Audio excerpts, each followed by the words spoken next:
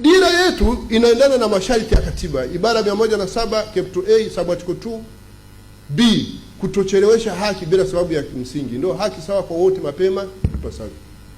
Alafu sisi parties tunaenda pale tunakubaliana ile speed track si ndio? Iko ya mwisho kabisa ya miezi 24, miaka miwili. Yaani kwa akili kabisa tunaenda pale mheshimiwa, tunakubaliana kwamba kesi yetu itakaa hapa mahakamani miaka miwili.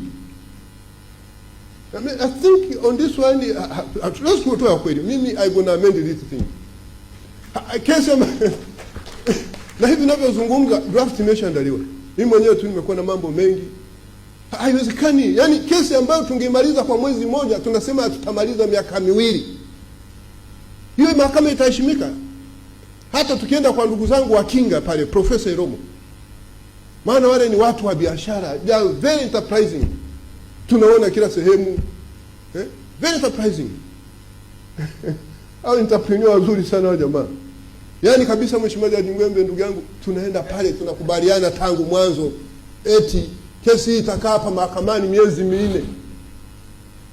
Alafu pande zote zinakubali. Anayedai na anayedaiwa. Mahakamani imefanya sehemu ya kwenda kupaki kesi. Hiyo mimi sitakubali.